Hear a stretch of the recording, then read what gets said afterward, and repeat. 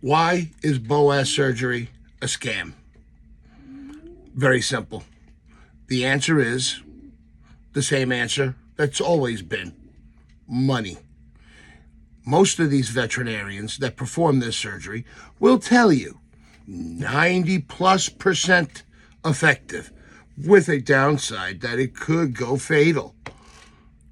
Well, let me tell you this: 90+% of the time, it is fatal for the dog, particularly Frenchies. I don't have any experience with other breeds, but I can't imagine it's any different. I could speak to Frenchies because I'm here on Long Island, New York. I'm part of French Bulldogs of Long Island. And when my dog was told the same nonsense that, oh yes, it's 90% effective, your dog will be much better after the surgery. Well, 2 hours in, the butcher, Jeffrey Seaman, who worked out of Hampton Veterinarian Hospital out on the east end of Long Island, swore to me that it would be 90+%, but there could be a chance he might die. Of course, completely underplayed that 1-2% that he was talking about, when it was in fact 90+% that your dog will probably die. Now, what anecdotal evidence do I have of such a claim? Well, again, on the French Bulldog website on Facebook, which you should go check out, type in the name Jabba in the search, Jabba. Yes, Star Wars, sorry. And that my wife has a whole entire thread. I'm going to try and link it below. I don't know how to do that. I'm going to try. And you'll see his entire story, his history, the whole 9 yards. But the bottom line is that the surgery is a scam. When this doctor, again, Jeffrey Seaman, who's apparently a traveling seaman all over the place, he's been linked to a whole bunch of different hospitals, swore to me that it was 90% effective. Then all of a sudden after the surgery, oh, his trachea's collapsed. He's probably not going to make it. We end up transporting him out to the East End Hospital, which they did what they could for him. They stabilized him. I'm not going to say that they didn't. They did a good job. They did ship him off to then the final butchers at VMCLI. And over a course of 4 days and nearly $45,000, which is basically what I paid for these monsters, these butchers at VMCLI, to euthanize my dog. He got there, he was stable, he looked like he was rounding a corner, and then all of a sudden, he took a turn for the worst and died within 15 minutes. Now, from what I've been told, that I won't get into the wonky details, but they basically killed him. They basically told me that he was fine, he had no fluid in his lungs, he was doing better, and then all of a sudden, he had blood everywhere, fluid back in his lungs, which I come to find out from a good doctor friend of mine who does intubation and extubations, and he actually did a thesis in college on it, that the only way that could happen is if they ruptured the trachea while they were intubating him, causing all the blood vessels and everything in the neck to explode and leak into the stomach, leak into the lining and intestines and into his lungs, which would have caused what they said that happened. So, as far as I'm concerned, VMCLI killed my dog. Finished him off. Seaman started the tragedy, and VMCLI put an end to it. Now, I just felt like I was just being handed off from place to place to place just to be squoze for as much money as they can possibly get me for, excuse me. And that ended up being 45. Now, in fairness, the MCLI gave me back $7,000 out of 21,000. And the great and awesome people of French Bulldog of Long Island, the website group, the Facebook group, excuse me, they were absolutely wonderful people. They put together, unbeknownst to us, a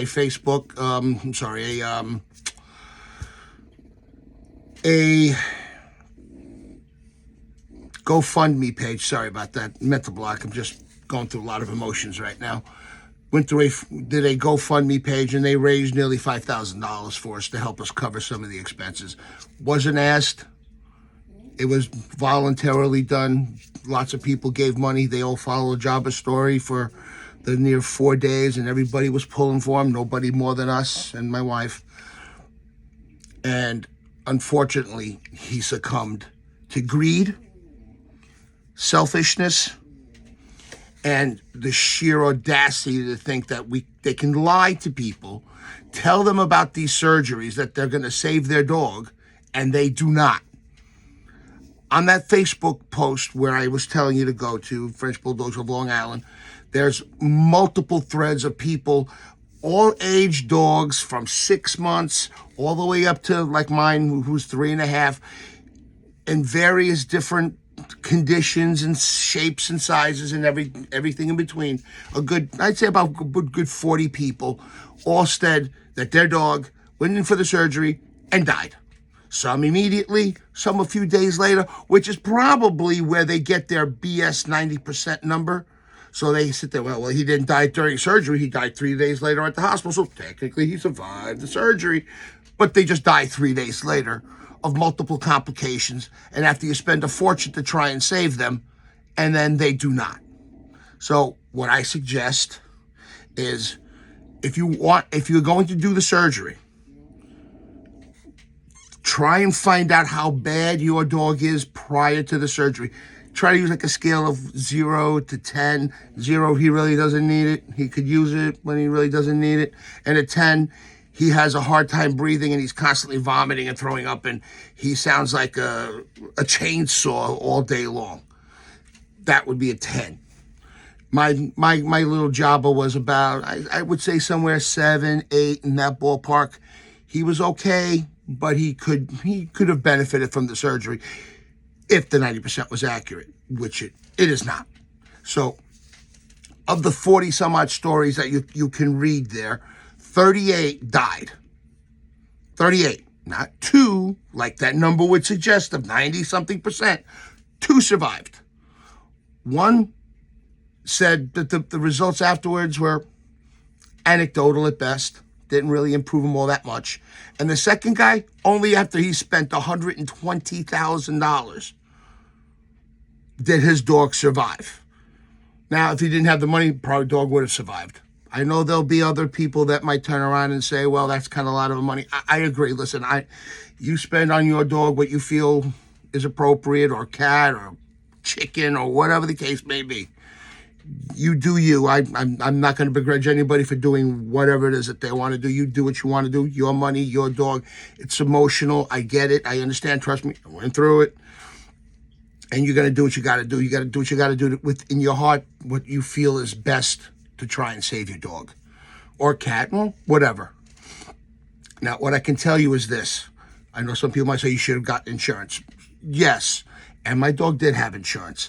Unfortunately, hereditary conditions aren't covered, except for by 2 companies, which I'm going to get to in a second. If you want recommendations, I'm not trying to sell nothing. Do what you want. That since hereditary conditions aren't covered by most insurance companies, you're on your own. So I suggest if you have an insurance company and you're looking at Boas surgery, I suggest you call them up and you ask them specifically, is Boas surgery covered? Most of them will have a department that you can contact and they'll tell you yes or no. They may tell you no just because, but trust me when I tell you it's an expensive lesson that you may regret to make.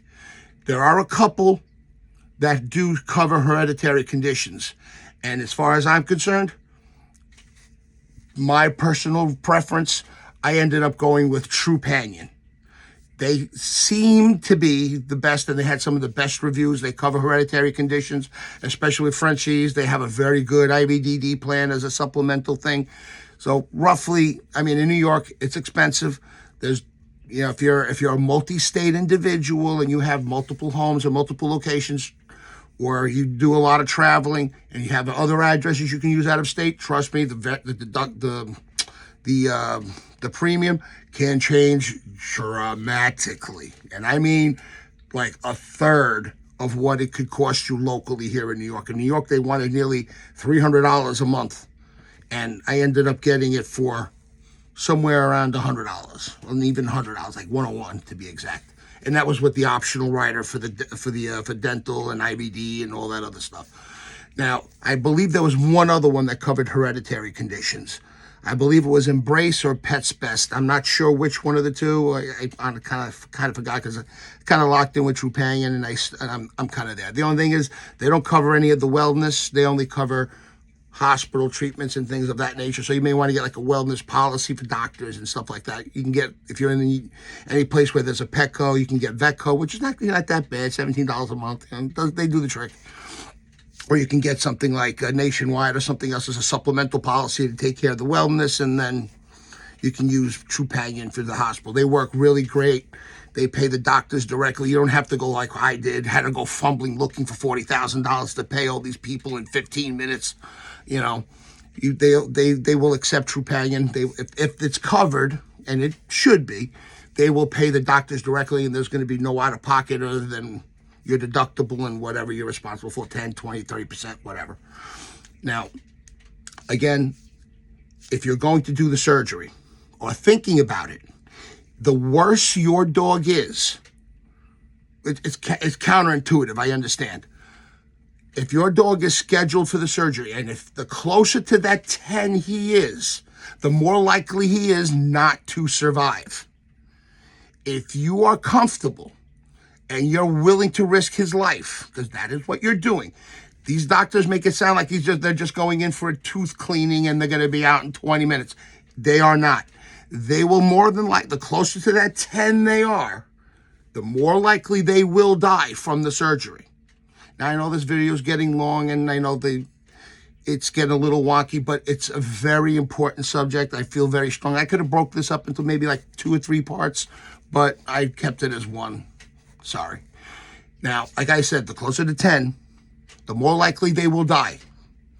They will get the complications that come in, collapsed trachea, this, that, and the other, and they will go.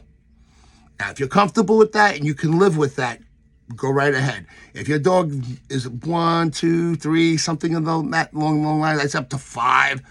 Yeah, they may have some wonky things that you're going to have to deal with. They won't be a super active dog. They'll just be couch potatoes. They'll puke and they eat. Well, you deal with it. I mean, we got Frenchies. We know what we're in for. Now, like I said, please, I beg you, spare yourself the heartache. Do not buy the BS these doctors are telling you. You know what? Better still? Tell them to give you a list of 10 last people that they did the surgery on and call them to see how well their surgeries went. I guarantee you they're going to say HIPAA, some other crap, and they're not going to tell you anything. They're going to say, oh, well, we can't do that. It's confidential. That to me is BS. There should be red flags everywhere and run for the door, because those are not vets. What they are butchers. Like Jeffrey Seaman was a butcher. At VMCLI, all they did was just do procedure after procedure to rack up that bill. That's all they did. Just for curiosity, just to give you an idea of the insanity of these bills that these people were given. They told me that if they had to put them in this incubator thing for oxygen, it was $8,000 a day. And they were talking about a week to be in there. So even if he was going to survive, how could almost anybody afford? I was thinking about mortgaging my house to try and pay for my dog. That's how insane this got. And they never got that far, but that's where we were with the kind of prices these people are charging. So get your dog insured as early as possible with a good company like Trupanion and anybody that covers hereditary conditions. That is the key, hereditary conditions, and you have to put the optional rider in if they have it for IVDD within the first 30 days of getting the policy. Otherwise, your dog won't qualify for it. Again, the closer they are to that 10, the more than likely they will not survive. Make them as comfortable as long as you humanly possibly can, and let them live however long they're going to live. 5 years, 6 years, 8 years. One lady said they said the same thing. She was like a 10, and the dog lived to 13. You just gotta soft food, no kibble, because that will kill them immediately. Well, not kill them, but it will cause the food to get lodged in the back of their throat, and they will probably choke and end up dying from that, just choking to death. So try feed them soft food. My guy eats basically Steakums and Wendy's every day. That's what he eats. Sorry. Yeah, steak. Basically, I get like this the sliced steak from the supermarket, and he gets a half a container a night, which is about 4 to 6 ounces, depending on what he gets. I mix it in with carrots and other stuff. It's soft, goes right down. No eating issues, nothing. That to me, if that's what you got to make the sacrifice, you feed him once or twice a day. My guy usually give him Wendy's patty for lunch, and then I give him the steak for dinner, and then I supplement it with other things to give him the nutrition that he needs. But that's more than enough. That's really the only thing you get. The worse they are, that's really the only sacrifice food-wise that you have to make. That will get them over the hump. Just don't overfeed them, because they'll end up puking because they get stuffed too easily, and they'll end up puking all over the place. And like I said, hard food, dry kibble could end up choking them, because the palate will be so far back and down that it could actually hang up the food and then cause them to choke to death. So, like I said, please, for your pet's sake, do yourself a favor. Do not do the surgery if they're really like right there at the 10. Like I said, you can do it, but there's a very, very likelihood that they will not survive. And if you're prepared to live with that, then do what you got to do. I'm not going to tell you not to do it. I'm telling you, the worse your dog is, the more likely they will die. Now, I strongly suggest you really, really research these butchers, as far as I'm concerned. Tell them to give you endorsements of other people that have done the surgery, and see where that goes. If they're honest and they're successful in their surgeries that they do, they shouldn't have a problem. If they start giving you the runaround, all they're doing is they're coming in there, and at Hampton Vet, while my dog was shoveling off in the ambulance, getting ready to go to East End to go meet his end, they made sure that they shuffled the $3,750 bill to make sure that, the doctor wants to talk to you before you leave. And what they really wanted to do is holding me up to get the bill ready to give it to me before I left. They're all in it for the money, as far as I'm concerned. They can say whatever they want. The truth is what the truth is. Do your research. Don't trust them. Don't trust a thing these people say. All they want is your... Matter of fact, they encourage your dog to probably get hurt, because if they just hit you for the surgery, they get that $4,000 to $8,000, whatever it is that they're going to charge you for the surgery, and out the door you go. It's done. They pray that your dog gets sick. And the best part, I only found this out after, that I was contemplating a lawsuit, and then I looked at the laws in New York. Your state may vary. That basically, they literally could have come out and said, yeah, you know what? We decided to stab your dog to death on the table, and he died, and there's nothing you can do about it. The most we owe you is the price of the dog and whatever we charge you for the procedure, and that's it. So that's all they're responsible for. If they sit there and in my case, if I sued them, I would have to have maybe just gotten the price of the dog back, which I don't know what the retail price of a Frenchie is these days. And two, I would have to have hired an expert veterinarian who could have looked through all the records and decided this was necessary, that wasn't, this wasn't.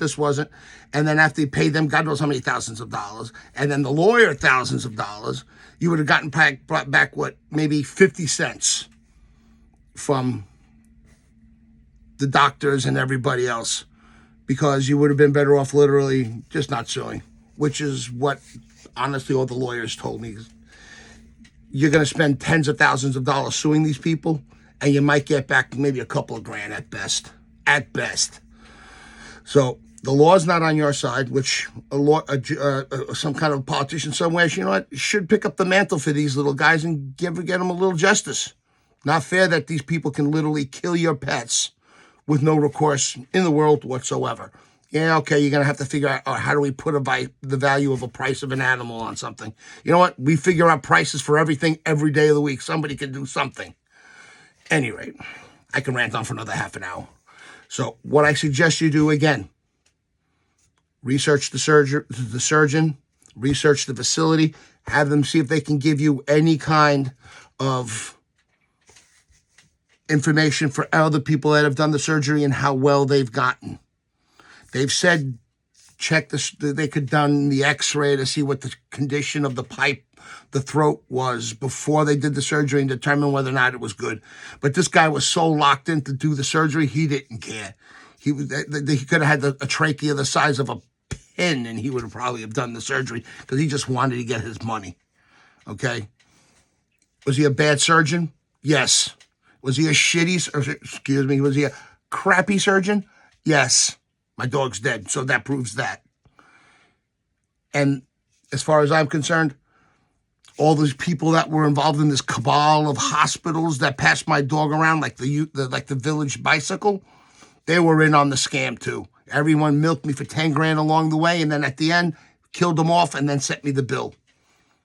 So take care. No one's going to take care of your dog more than you will. No one's going to care about your dog more than you will. So do yourself a favor and do your dog a favor. Be very careful who you pick to do the surgery. And if you even feel this much out of whack, don't do it. Contact your local bulldog people, your local Facebook groups. Put out feelers out there. I'm telling you, you will find that more people's dogs die than survive. And I'm telling you, the worse the dog is, ironically, because they're going to need it more, that they will be the ones to die.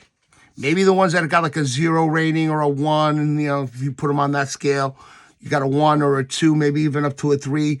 They might survive because they really didn't need it in the first place. Maybe they would still probably go, but I'm just saying those were the ones that I could see surviving. But the ones that always seem to go are the ones that are closer to needing it, ironically. Now, there'll be some people that'll say mine was successful and mine was okay. But I guarantee you, if you did a rough average nationwide, that true average is 90+% probably do not make it. Now, the problem is trying to get the stats for this kind of stuff is near impossible because, one, there's no requirement for reporting anything. That you can make things up along the way. There's really no medical procedures. Like I said, it's anecdotal. You know why? Because there's no information other than the anecdotal evidence. And that works great in the veterinarian's favor, in the hospital's favors, and all the people that would stand to benefit from this. So, like I said, from what I've done and what I've experienced and what I've read and what people have talked about, 90+% of what I've seen have not made it. Like I said, out of 42, 2 made it. And it would have been 1 if the guy didn't spend over $120,000 on his surgery. Now, I'm going to try and make a part 2, but we'll see how this goes for now. If you have any questions, put them down below. I'll try my best to answer them. And if necessary, I'll make a second video. If you have anything, let me know. Here I am. -1 dog.